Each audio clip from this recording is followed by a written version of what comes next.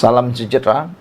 Agak mengejutkan petang tadi. Ada orang yang memberikan cadangan oleh kerana PKR telah kalah di Sungai Bakap dan banyak naratif yang berjaya diraih oleh Perikatan Nasional. Adalah satu komen daripada netizen tu dia kata, apa kata UMNO beralih udara daripada udara yang sejuk kepada udara yang panas, iaitu menyokong atau sama-sama berada dalam Parti Perikatan Nasional dengan para pemimpin UMNO 2.0 dan juga para pemimpin UMNO untuk memperbaiki UMNO. Hari ini kita dikejutkan saudara-saudara sekalian bahawa adakah UMNO akan menarik sokongan kepada kerajaan perpaduan khususnya selepas kekalahan di PRK Sungai Bakap, dan adakah UMNO akan membentuk pakatan baru bersama dengan Perikatan Nasional? Kerana cadangan netizen tadi, dia kata, apa kata kalau UMNO bergabung dengan PN? Namun demikian, itu semua telah pun dipatahkan oleh hujah Zahid Hamidi bahawa ini bukan pengakhiran untuk kerajaan perpaduan, kata beliau. Maknanya, tiada harapanlah untuk untuk Perikatan Nasional merampas kerajaan persekutuan dalam masa yang terdekat selain daripada pilihan raya umum PRU nanti. Hari ini, apabila Zahid Hamidi memutuskan ada kerjasama dengan Pakatan Harapan dalam pilihan raya akan datang, ini pula reaksi daripada Tok Mat. Kerjasama Barisan Nasional BN Pakatan Harapan akan diputuskan dalam mesyuarat jawatan kuasa tertinggi, kata Tok Mat. Keputusan berkenaan kerjasama Barisan Nasional dengan Pakatan Harapan PH pada pilihan raya umum ke-16 nanti hanya akan diputuskan dalam mesyuarat jawatan kuasa tertinggi Barisan Nasional. Timbalan Presiden UMNO Datuk Seri Muhammad Hassan berkata, ia merupakan SOP parti yang mana setiap keputusan dibuat adalah keputusan bersama. Kata Tok Mat, saya yakin Presiden UMNO selaku pengerusi BN akan membawa perkara ini dalam mesyuarat jawatan kuasa tertinggi Barisan Nasional, kerana itu merupakan SOP kita, katanya lagi. Jadi selagi belum ada mesyuarat daripada jawatan kuasa tertinggi kepimpinan Barisan Nasional, banyak andaian boleh dibuat. Itulah yang menjadi sebahagian dari dasar parti BN, sama ada untuk hadapi pilihan raya atau apa jua dasar lain. Kata beliau ketika ditemui pemberita selepas hadir merasmikan mesyuarat perwakilan UMNO bahagian. Sekian untuk kali ini. Jangan lupa tinggalkan komen anda tentang isu dan persoalan ini. PRU 16 kerjasama BNPH diputuskan dalam mesyuarat jawatan kuasa tertinggi. Adakah anda setuju kalau UMNO tarik sokongan, Barisan Nasional tarik sokongan, tapi mereka akan jadi pembangkang, manakala Anwar Ibrahim tetap berdiri tegap di singgasana atau di kekuasaan beliau. Sekian untuk kali ini. Jangan lupa tinggalkan komen anda. Malaysia kita punya, kita jaga sama-sama. Cintai Malaysiaku dan bye-bye. Salam sejahtera. Yang ini paling menarik. Selepas sehari bergelar sebagai ahli Dewan Undangan Negeri di Sungai Bakap, baru sehari, belum lagi sempat ke mana-mana, belum sempat menghadiri perhimpunan ataupun persidangan Dewan Undangan Negeri, sudah ahli yang berhormat baru ini, calon daripada Perikatan Nasional iaitu Abang Bidin, sudah diberikan amaran oleh netizen. Apa yang jadi sehingga beliau baru saja menang sudah dapat amaran? Ini amaran netizen. Kata mereka, Abang Bidin jangan lupa buat kerja, jangan sampai waktu kempen beria-ia banyak kerja, tapi selepas sudah menang entah ke mana pula, kata netizen. Oleh sebab itu netizen kata buat kerja, jangan ponteng sidang Dewan Undangan Negeri pula. Netizen menasihati Abang Bidin. Seorang TikTokers Aina Iu memberi pesanan kepada Perikatan Nasional PN yang telah menang PRK Sungai Bakap semalam. Kata beliau, "Assalamualaikum, dah menang ya. Wah, seronok ya. Tapi ingat sikit ya, sebab kerusi itu memang kerusi korang."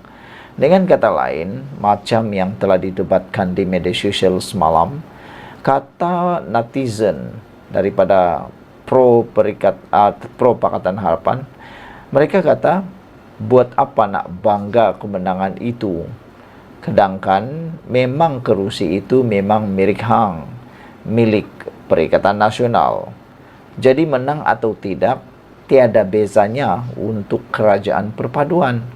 Cuma yang bezanya dialami oleh calon Perikatan Nasional. Ya kan, betul lah. Kalau mereka menang, buat apa bangga? Memang itu kerusi mereka. Tapi kalau mereka kalah, itu memang sangat-sangat mengaibkan dan memalukan. Sebaliknya, untuk kerajaan pula, kalau PH menang, itu adalah bonus kepada Pakatan Harapan PH. Kalau tak menang pun, tak ada kesan apa-apa kepada kerajaan Pulau Pinang dan kepada yang diterajui DAP. Kan, so apalagi kata beliau, buat kerja, jangan bagi alasan pula, nanti kata tak ada peruntukan, katanya di media sosial. Wanita itu turut pesan satu lagi perkara tentang derma. Lepas tu, yang paling sadis, jangan pula minta derma daripada pengundi-pengundi pula nanti. Kita kata nak buat pusat khidmat pula. Kalau dah ada pusat khidmat, baguslah, tapi buat kerja. Jangan ponteng sidang Dewan Undangan Negeri pula nanti ya. Itu jelah nak pesan, kata wanita itu lagi. PRK semalam menyaksikan Abdin Ismail menewaskan calon PH Dr. Johari Arifin. Abidin menang dengan memperoleh 14,489 undi, menewaskan pencabarnya. Dr. Johari yang meraih 10,222 undi, beliau menang dengan majoriti 4,367 undi. Saudara-saudara sekalian, dengan pendedahan yang hebat ini, amaran ini patut bukan saja diberikan kepada calon Perikatan Nasional di Sungai Bakap, tetapi kepada semua ahli parlimen. Jangan kerja sembelewah, kerja baik-baik kerana anda dibayar gaji. Bye-bye. Salam sejahtera. Beberapa sehari selepas PRK di Sungai Bakap, sekali lagi, yang di Pertuan Agong akhirnya bersuara. Apa pula isu yang diutarakan oleh yang di Pertuan Agong, Ketua Duli Yang Maha Mulia di Pertuan Agong kali ini? Baginda memberikan tita, menyatakan bahawa buka aib di media sosial antara punca perpecahan titah agong. Memang tepat dan saya setuju. Kita perlu setujui apa yang dinyatakan dan dititahkan oleh Ketua Duli Yang Maha Mulia di Pertuan Agong ini. Memang tepat sekali, banyak perkara yang dikongsikan di media sosial sekarang ini bukan membawa kepada perpaduan, tetapi lebih kepada perpecahan. Yang paling sedih sekali ialah politik yang masuk dalam media sosial lebih banyak berunsurkan kebencian daripada pembangunan.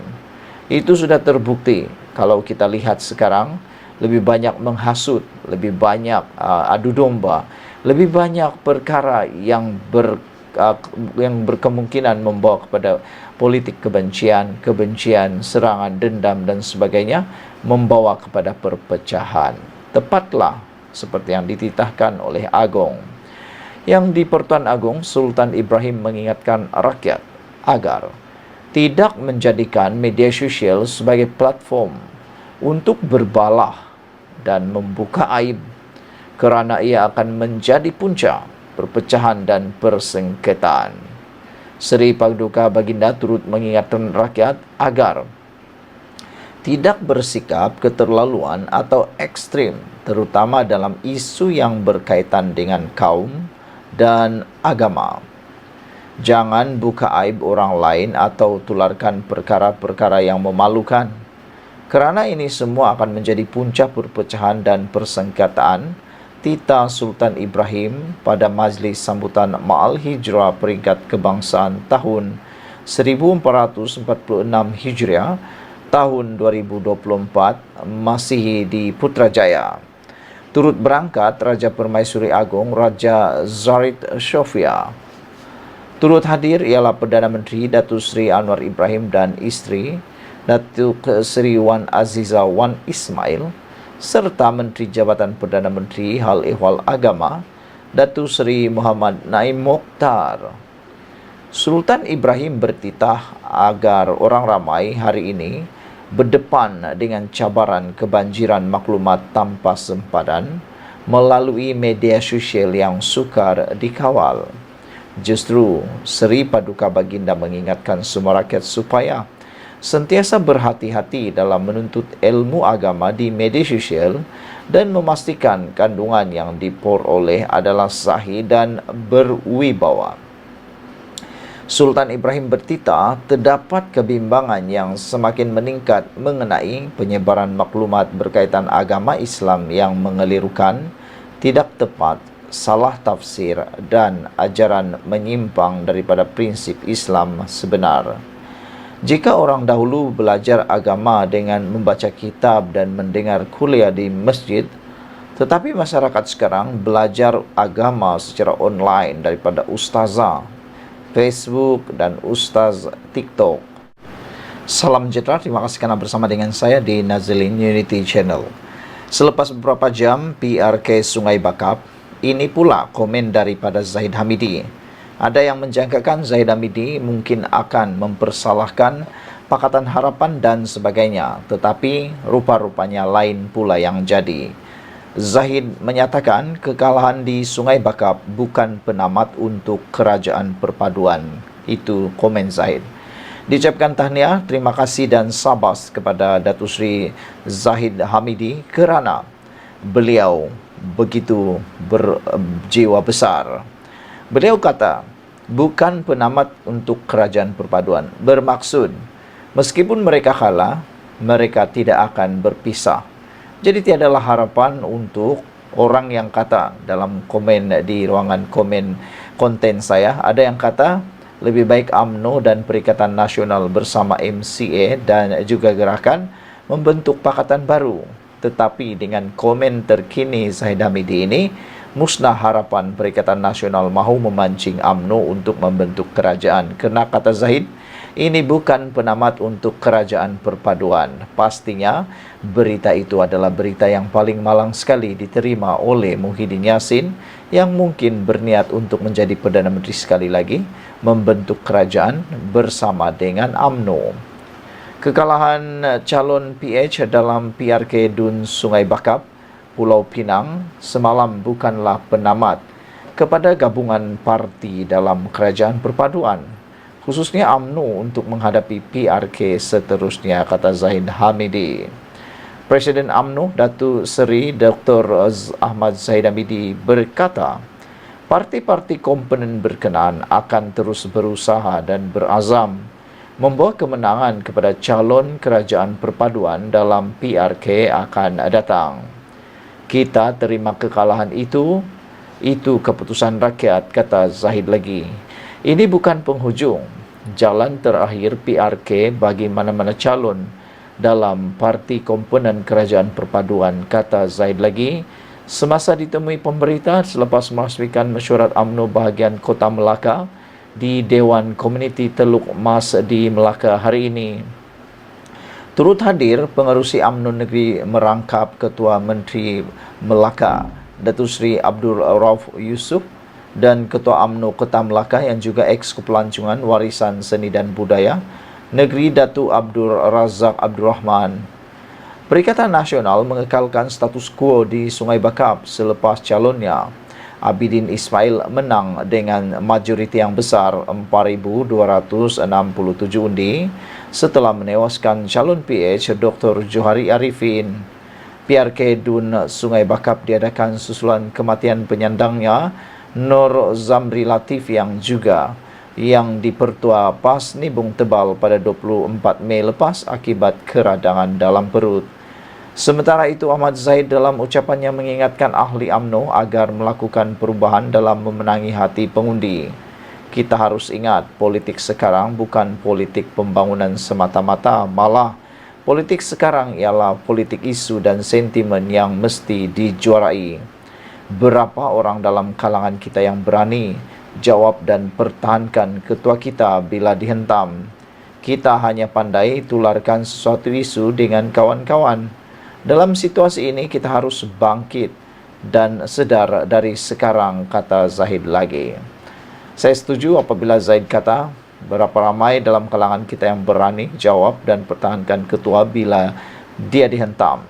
Kita hanya pandai tularkan sesuatu isu dengan kawan-kawan. Dalam situasi ini, kita harus bangkit dan sedar dari sekarang, katanya lagi. Apabila Zahid menyadari bahawa politik sekarang bukan politik pembangunan semata-mata, politik sekarang ialah politik isu dan sentimen yang mesti dijuarai, ini satu kesedaran yang patut kita puji. Kerana betul dan tepat apa yang dikatakan oleh Zahid Hamidi, bahawa politik sekarang bukan lagi politik seperti 20 atau 10, 5 tahun yang lepas. Politik sekarang mesti memenangi sentimen, mesti memenangi naratif dan bukan sekadar bercakap tentang politik pembangunan. Apa pula pendapat kamu? Sekian dulu untuk kali ini. Jangan lupa tinggalkan komen anda. Malaysia kita punya, kita juga sama-sama cintai Malaysiaku. Bye-bye. Selamat petang, salam sejahtera. Tadi ada satu konten, ada satu TikToker. Dia cerita tentang kekalahan Pakatan Harapan di PRK Sungai Bakap. Ceritanya bukan cerita yang menghina, bukan cerita nak memaki hamun. Tapi ceritanya ialah cerita kebenaran, bukan sekadar logik akal, tapi itu faktanya. Beliau kata, kerajaan Perikatan Nasional gagal menggoncang kerajaan negeri Pulau Pinang, juga kerajaan persekutuan. Kalau sebelum ini antara naratif yang dimainkan oleh Perikatan Nasional dalam PRK Sungai Bakap ialah, kata mereka, kalau Pakatan Harapan kalah di PRK Sungai Bakap, akan ada tergoncang di kerajaan negeri Pulau Pinang dan juga persekutuan. Tapi nampaknya itu semua adalah pembohongan belaka. Mana ada kerajaan negeri Pulau Pinang goncang? Mana ada kerajaan persekutuan goncang? Ada seorang tu, dia komen kat saya. Mereka memberikan personal komen kepada saya. Mereka kata, hey brother, PRK Sungai Bakap menunjukkan kepintaran para pengundi. Sudah pandai menilai apa yang boleh dibuat oleh persekutuan dan kerajaan negeri. Mereka merujuk kepada persekutuan. Kata mereka, bila pula Anwar Ibrahim nak turunkan harga minyak seperti yang dijanji, kalau aku menang, harga minyak akan turun. Okey, inilah jawapan dia, saudara-saudara sekalian. Jawapannya mudah. Dulu ketika Anwar Ibrahim membuat janji itu, kalau masih ingat tahun bila? Cuba jawab, tahun itu tahun bila? Kalau tak silap saya 10 tahun yang lampau, yang lepas. Waktu tu harga minyak masih rendah. Waktu tu sepatutnya dibuat harga diturunkan, bukan sekarang. Waktu tu harga minyak sotong murah, patutnya boleh diturunkan. Dan waktu itu hutang negara belum lagi 1 triliun ringgit. Sekarang ini kalau diturunkan harga minyak dan ditambah lagi dengan janji yang anda nak konon dituntut itu, harga hutang Malaysia akan meningkat bukan sekadar 1 triliun.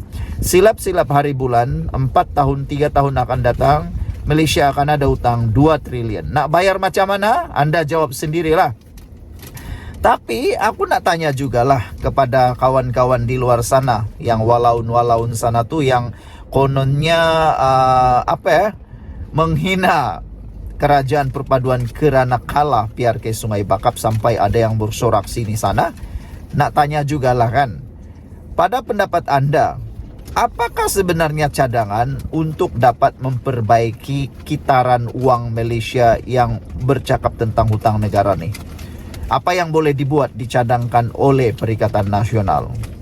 Selain daripada tu, agak-agak lah kan, kalau Anwar Ibrahim itu betul-betul lah dia digantikan oleh Muhyiddin Yassin kah, Taqiyuddin Hasan kah, Hamzah Zainuddin kah, ataupun Tun Mahathir Mohamad kah, agak-agak nanti mereka boleh buat apa?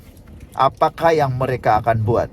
Adakah mereka akan putar U-turn balik keputusan Anwar Ibrahim seperti yang anda mahu, yaitu menurunkan harga semula? Atau jangan-jangan seperti kata Rafizi Ramli semalam, orang akan menghargai jasa Anwar Ibrahim nanti 10 tahun akan datang, sebab Anwar Ibrahim sanggup ambil langkah tidak popular, yaitu mengurangkan ataupun membuat penyasaran subsidi diesel bersasar. Adakah waktu itu orang akan bersyukur, terutamanya pemimpin pada waktu itu, Perdana Menteri pada waktu itu, kerana dia tidak perlu lagi menempuh risiko mengambil keputusan yang tidak popular. Mereka hanya perlu teruskan. Macam dululah kan, waktu Tun Mahathir menjadi Perdana Menteri, dia terbukti pernah mempromosikan Malaysia kepada BlackRock. Waktu tu mereka pula mahu menawarkan, mahu menarik pelaburan. Tapi sekarang ni mereka pula yang bising. Jangan-jangan nanti pada waktu tu mereka akan bersyukur sebab Anwar Ibrahim memulakan langkah pengurangan hutang negara sebanyak 1 trilion lebih tu. Nanti jangan-jangan mereka bukannya mengurangkan, tapi pula meneruskan dan menambah pula. Nanti mereka akan putar spin semula.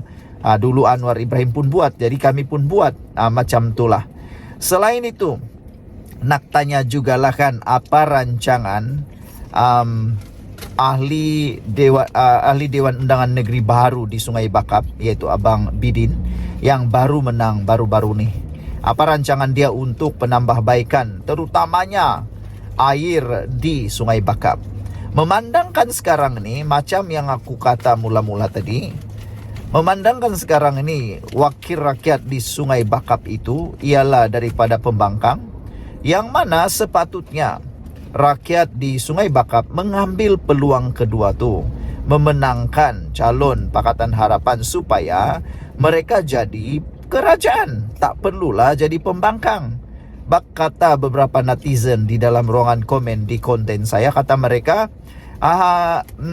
nanti menyesallah juga orang-orang Sungai Bakap tu menjadi pembangkang, kata mereka. Tapi pada pendapat saya, ada juga kebaikanlah Sungai Bakap jadi pembangkang, kerana nanti harap-harap mereka jadi tukang semak imbang yang baik. Tapi malangnya pembangkang ini, biasanya kita pun tahu, mereka akan sukar untuk berhubung dengan